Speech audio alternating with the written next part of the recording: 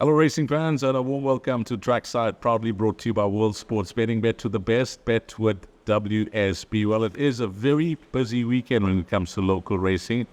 It's a doubleheader on Saturday. We race at Durbanville in Turfentine, and then it's a standalone meeting at Scottsville on Sunday. So, trust that you're well. You're having a fair week, obviously. And looking forward to this weekend. There's lots of action. There'll be plenty to play for. And what I've done for Trackside is that I've picked out 4 horses at Scottsville on Sunday.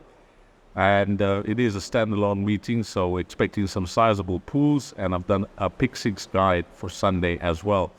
So let's get straight into it. And away we go with our 4 horses to follow. And everything is going to begin very early for us because I like the first half of the card. And race number 1 is at 12:45. It's over 1,000 meters and going with a horse that I think will be priced up as the top one, called Star Performer, a son of Water Winter, trained by God Puller, will be partnered by Marco van Rensburg. That debut run, he attracted some good betting support, and I remember clearly that the comments from the stable were very, very positive from God Puller. And he ran a good race. It was over 1,100 meters at the course. It wasn't yielding conditions, and he seemed to just tire over the final 400 meters or so. He hit the front halfway through the race, and then, he just didn't find the extra that was needed to win. But he was beaten by a very, very decent horse. He was beaten a length by a horse called Main Defender that has since gone on to win 3 in a row.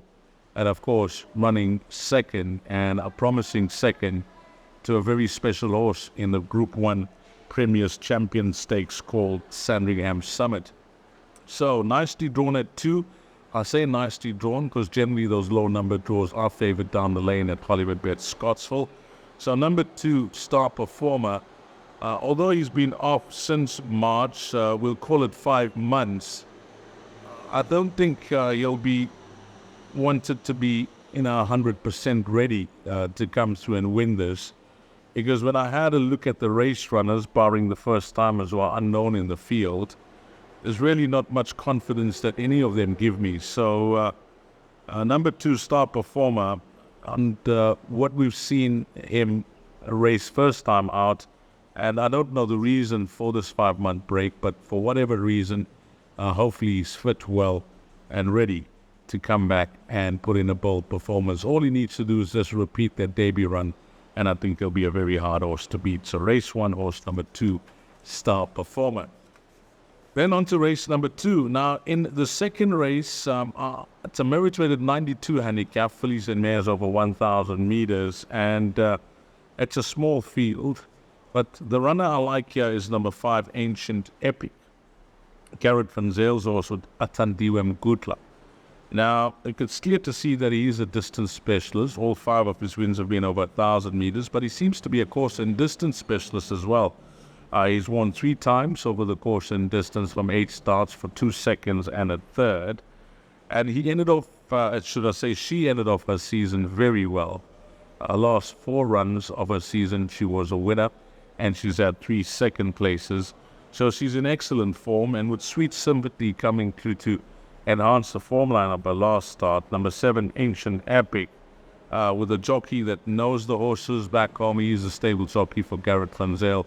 He's won on this mare before, and the fact that she's in such good form, loves racing over the course and distance, I'm going to say whatever beats her wins. Yeah, race number 2, horse number 7, Ancient Epic. And it's quick and fast because the first 3 races is what we're going for.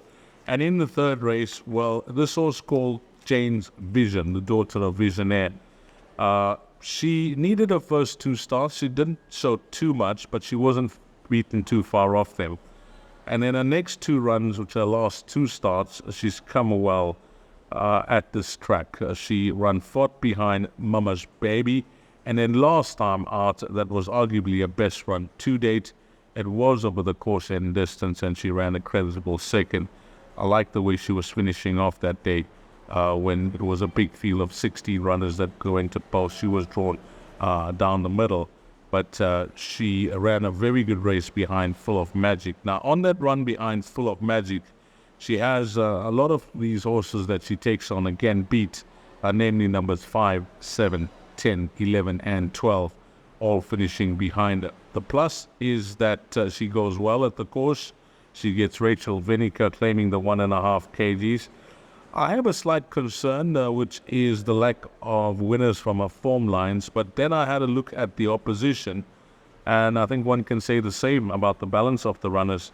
So number 9, Jane's Vision, she looks to be in the right place at the right time, a race that looks tailor-made for her to possibly crack that maiden win. Race 3, number 9, Jane's Vision. And then on to race number 5. Now in the 5th race, I think I found one here at a good price. This is a fillies and mares 77 handicap. It's over 1,400 meters. And having a good look at this field, the runner that catches my eye is number 5, a little bit naughty, Garrett Van Zyl and Athandiwe Mgutla. She's now a 6-year-old. She's back for another season, and she hasn't won in a long time. The exact day is 329. So once she may be low on confidence, she's had some help from the handicapper. She's at the low mark now for 63, and she'll carry 53.5 kgs on her back.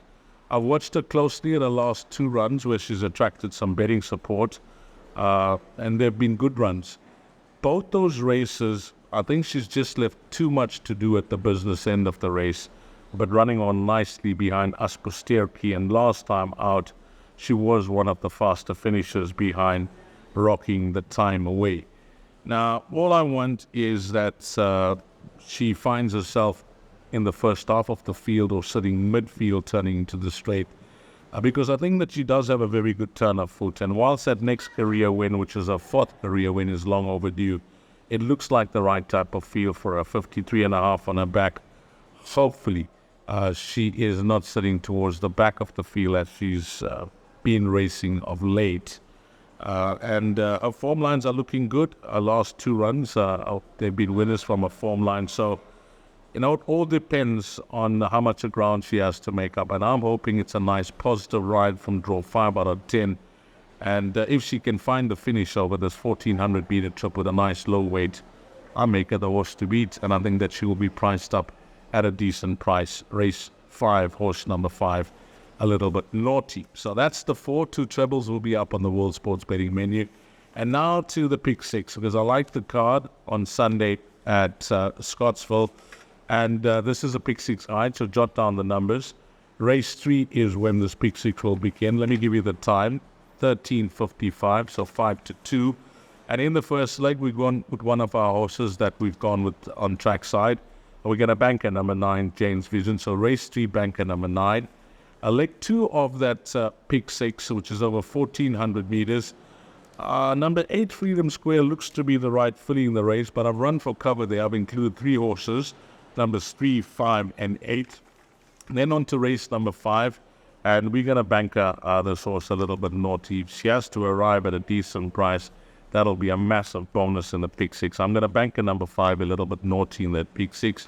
Then on to race number 6. Well, this looks to be a very weak maiden plate for fillies and mares over 1,950 meters. And I think there'll be many followers of number 4, Princess Azaria, from the Sean Terry stable.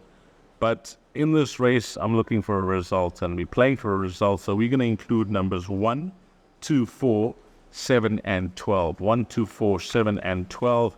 And hope for a result there in leg number 4. Then leg number 5, which is race number 7 of that pick 6, all in numerical order here. I'm going with 1, 6, 7, 8, and 9. 1, 6, 7, 8, and 9. That'll be 5 runners of the 10 that go to post, so we're sticking with the rule. And then closing off that pick 6, will be going here, those bankers arrive, and we managed to come through those 5 legs.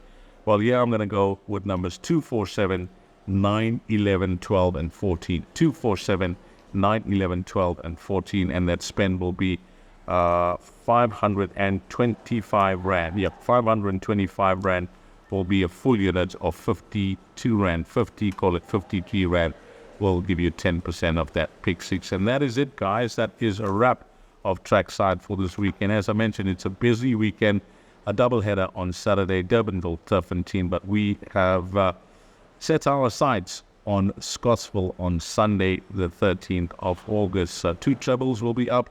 That was a Pick Six guide. And as always, on behalf of World Sports Betting, thanks to all the punters, but more importantly, and more especially, thanks to you, the valued customer. Until we meet again, you take care.